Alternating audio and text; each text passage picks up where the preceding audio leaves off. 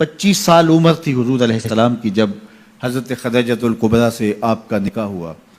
40 سال کی عمر میں حضور پر پہلی وحی کا نزول ہوا۔ 15 برس کا ایک عرصہ حضرت خدیجۃ الکبریٰ رضی اللہ تعالیٰ عنہ حضور کے ساتھ بسر کر چکی تھی۔ تو وحی کا نزول کوئی معمولی بات نہیں ہے۔ قرآن نے کہا کہ اگر یہ قرآن ہم پہاڑوں پہ نازل کرتے خشیت الہی سے وہ بھی ریزہ ریزہ ہو جاتے۔ یہ قرآن ہے اور یہ حضور کے قلب اطہر پہ نازل ہوا۔ اس کی کیفیات حضور نے محسوس کی تو واپس آئے تو فرمایا زملونی یا خدیجہ، مجھے چادر دو، میں سردی محسوس کر رہا ہوں۔ تو حضرت خدیجۃ الکبریٰ نے چادر اڑا دی۔ تو آقا کریم نے جو کیفیات گزری تھیں، جو حالات تھے، وہ اپنی زوجہ محترمہ کے سامنے رکھے کہ اس وقت میری پوزیشن، میری صورتحال یہ ہے۔ تو حضرت خدیجۃ الکبریٰ نے اس وقت تسلی دیتے ہوئے حضور علیہ السلام کو جو جملے کہے، ان جملوں پہ غور کیجئے۔ یہ حضور کی 40 سالہ زندگی کی کہانی حضور کی زوجہ کی زبانی ہے۔ سیدہ خدیجۃ الکبریٰ نے کہا کلا واللہ لا یخزیک اللہ ابدا، اللہ کی قسم آپ کا رب آپ کی عزت میں فرق نہیں آنے دے گا، آپ کو پریشان نہیں ہونے دے گا۔ میں اللہ کی قسم اٹھا کے کہتی ہوں کبھی ایسا نہیں ہوگا کہ آپ کا رب آپ کی عزت میں فرق آنے دے۔ کیوں؟ 5 چیزیں سیدہ خدیجۃ الکبریٰ نے بیان کیا۔ فرمایا انک لتصل الرحم، ایک تو آپ صلہ رحمی کرتے ہیں۔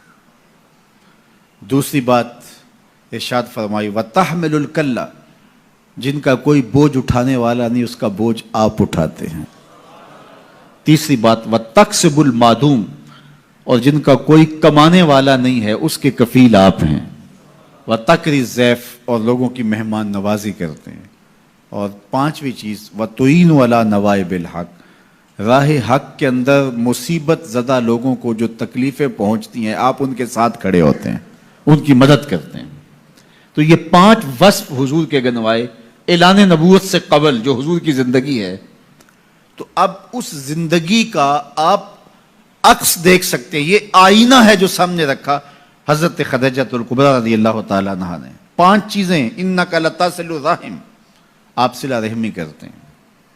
رشتہ داروں کے رویے تلخ کیوں نہ ہوں لیکن آپ کا رویہ خوبصورت ہوتا ہے۔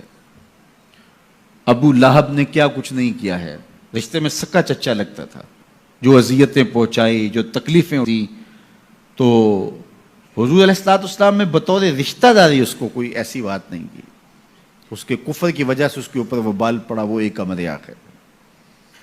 اور پھر لوگوں کے ساتھ جو رویے، حسن سلوک میرے اور آپ کے آقا مولا نے روا رکھا۔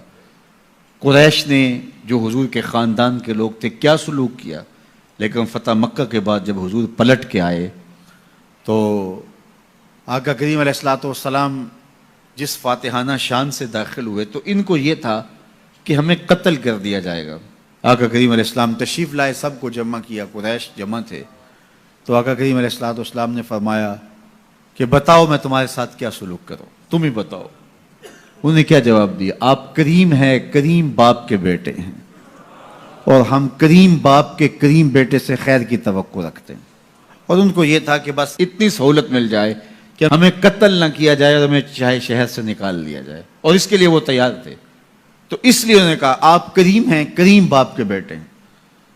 تو حضور علیہ السلام نے فرمایا اذهبوا انتم الطلقاء لا تثریب علیکم اليوم، جاؤ چلے جاؤ، آج تم سے میں وہی کہوں گا جو میرے بھائی یوسف نے اپنے بھائیوں سے کہا تھا۔ تو ان کی آنکھیں کھلی کی کھلی رہ گئیں، کیا یہ منظر ہونے والا تھا؟ ہم نے کیا کیا، اجریاں ڈالیں، کانٹے بچھائے، گڑھے کھودے، کوڑے پھینکے، اور کیا کچھ نہیں کیا۔ اور ان کا یہ رویہ، اللہ اکبر!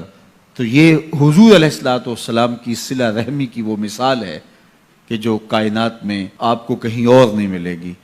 حضور نے ہمیں صلہ رحمی کی تلقین کرتے ہوئے ارشاد فرمایا کہ جو شخص یہ چاہتا ہے کہ اس کے رزق میں برکت ہو اور اس کی عمر میں برکت ہو، 2 چیزیں، جو شخص یہ چاہے کہ اس کے رزق میں بھی برکت ہو، اس کی عمر میں بھی برکت ہو، وہ رشتہ داروں کے ساتھ سلوک اچھا کرے، جب وہ صلہ رحمی کرے